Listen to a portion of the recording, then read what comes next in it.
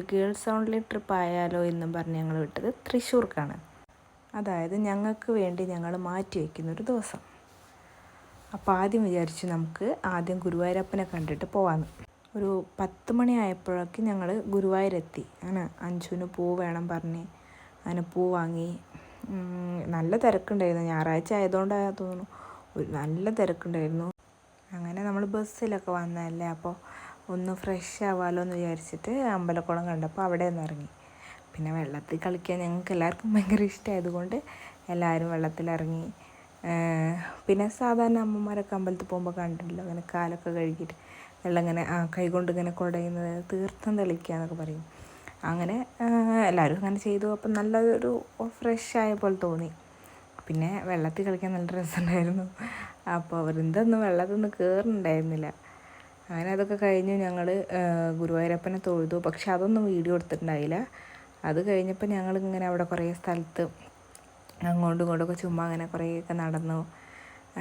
പിന്നെ അരങ്ങേറ്റം കുറിക്കാൻ വന്ന കുറേ കുട്ടികളുടെ പ്രോഗ്രാംസ് ഉണ്ടായിരുന്നു. നല്ല ഭംഗിയുണ്ട് അവർ ആ ഒരുങ്ങിയൊക്കെ വരുന്നത് കാണാൻ. പിന്നെ കുറേയൊക്കെ നേരം ഇരുന്ന് അതൊക്കെ ഇരുന്ന് കണ്ടു. അത് കഴിഞ്ഞ് പിന്നെ ഞങ്ങൾ പോയത് ചായ കുടിക്കാനായിരുന്നു. നല്ല വിശക്കുണ്ടായിരുന്നു. അപ്പോൾ ഞങ്ങൾ അവിടെ അടുത്തുള്ളൊരു ഹോട്ടലിൽ കയറിയിട്ട് ചായ കുടിക്കാൻ പോയി. മസാല ദോശ വരുന്ന ആ ഒരു ഗ്യാപ്പിൽ ഞങ്ങളെ കൂടെയുള്ള ടീച്ചേഴ്സിന് അവർക്ക് വരാൻ പറ്റിയില്ല. അപ്പോൾ അവരെ ഞങ്ങൾ വീഡിയോ കോളൊക്കെ വിളിച്ച് ഓരോ കാര്യമൊക്കെ പറഞ്ഞ് ഓരോ വിശേഷങ്ങളൊക്കെ പറഞ്ഞ് അങ്ങനെ മസാല ദോശയൊക്കെ കഴിച്ചു. പിന്നെ ഞങ്ങൾ തൊട്ടടുത്തുള്ളൊരു ഫാൻസി കടയിൽ പോയി കുറേ മാലയും കമ്മലും ഒക്കെ, അതൊക്കെ പെൺകുട്ടികളുടെ ഒരു സെക്ഷനാണല്ലോ, അതൊക്കെ വാങ്ങി. അത് കഴിഞ്ഞ് ഞങ്ങളിങ്ങനെ നടന്നു വരുമ്പോൾ അവിടെ കുറേ കൈ നോക്കുന്ന അമ്മമാരുണ്ടായിരുന്നു. അപ്പോൾ അവരിങ്ങനെ പറയുന്നുണ്ട്, ഞാൻ നോക്കി പറയാം, സത്യമേ പറയുള്ളൂ, ഭാവിയും ഭൂതമൊക്കെ പറയാം എന്നൊക്കെ പറഞ്ഞ് വരാൻ പോണ കാര്യങ്ങളൊക്കെ പറയാം. അങ്ങനെ കുറേ അശ്വതിനോട് ഇങ്ങനെ പറയുന്നുണ്ട്. അപ്പോൾ അശ്വതി പറയുന്നുണ്ട് കറക്റ്റ് 2 എണ്ണം പറഞ്ഞു കഴിഞ്ഞാൽ നോക്കാം നിങ്ങൾ പറയുന്നത് കറക്റ്റാണോ, 2 എണ്ണം പറയുന്നൊക്കെ പറയും. ഇന്നത്തെ ട്രിപ്പ് എന്ന് പറയുന്നത് ഫുൾ അൺപ്ലാൻഡ് ആയിരുന്നു. അതായത് എവിടേക്കാണ് പോവേണ്ടത് എങ്ങോട്ടൊക്കെയാണെന്നുള്ളതൊന്നും ഞങ്ങൾ പ്ലാൻ ചെയ്തിട്ടില്ല. ഫസ്റ്റ് ഗുരുവായൂർ, പിന്നെ നമുക്കവിടെ പോയിട്ട് അങ്ങനെ പോകാമെന്നുള്ള പ്ലാനായിരുന്നു. അടിപൊളിയാണ്. ഞങ്ങൾ അടുത്ത ഫുൾ അൺപ്ലാൻഡ് ആണ്, എവിടെ പോവാന്നൊന്നും ഫിക്സ് ചെയ്തിട്ടില്ല. ഇനി എവിടെയാണ് കുന്നംകുളം, ബസ് എവിടേക്കാണോ എടുക്കുന്നത് അവിടേക്ക് ഞങ്ങൾ. അങ്ങനെ ഞങ്ങൾ കുന്നംകുളം പോകാൻ തീരുമാനിച്ചു. ഇതാണ് മഞ്ജുളാൽ. അങ്ങനെ ഞങ്ങൾ ഗുരുവായൂരിൻ്റെ അവിടെ നിന്ന് തന്നെ ബസ് കിട്ടി കുന്നംകുളത്തേക്ക്. ബസ്സിലെ പാട്ട് കേട്ട അശ്വതിരെ കുറച്ച് ഷോ ഒക്കെ ഉണ്ട്.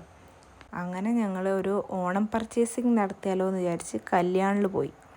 അപ്പോൾ അവിടെ ഞങ്ങൾ കേരള സെറ്റാണ് നോക്കിയത്. നല്ല ഭംഗിയുണ്ടായിരുന്നു കാണാൻ, ഓരോ ഡ്രസ്സുകളും സൂപ്പറായിരുന്നു. കുറച്ച് കഴിഞ്ഞപ്പോൾ അശ്വതിയും വൃന്ദയും സൈഡായി. പിന്നെ നിമ്മിയും അഞ്ജലിയും കൂടെ ഒക്കെ ഓരോ സാരികളൊക്കെ കൂടെ അങ്ങനെ നോക്കാൻ നിന്ന്. നല്ല നല്ല സാരികൾ കേട്ടോ, നല്ല ഭംഗിയുണ്ട് കാണാൻ. കുറച്ച് കഴിഞ്ഞപ്പോൾ ഞങ്ങൾ അവിടെ റെസ്റ്റ് എടുത്തു. പിന്നെ വേറെ 2-3 കടയിലൊക്കെ കയറി നോക്കി, കുറേ സാരികളൊക്കെ സെലക്ട് ചെയ്തു. കുട്ടികളുടെ ഡ്രസ്സൊക്കെ എന്താ സൂപ്പറാണ്, നല്ല ഭംഗിയുള്ള ഡ്രസ്സുകൾ. പിന്നെ സെറ്റ് സാരികളൊക്കെ പറയണ്ടല്ലോ. അങ്ങനെ ഞങ്ങൾ കുറേ കടയിലൊക്കെ കയറി. അങ്ങനെ 4 മണിയായി ഞങ്ങൾ ഫുഡ് കഴിക്കാൻ വേണ്ടി പോയപ്പോൾ. ഇത്രയും ലേറ്റ് ആയതുകൊണ്ടാണ് തോന്നുന്നത് അവിടെ ഒന്നും ആരും ഉണ്ടായിരുന്നില്ല. ഞങ്ങൾ ഫുഡ് കിട്ടില്ല എന്നാണ് വിചാരിച്ചത്, പക്ഷേ ഭാഗ്യത്തിന് ഫുഡ് ഉണ്ടായിരുന്നു ഗൈസ്.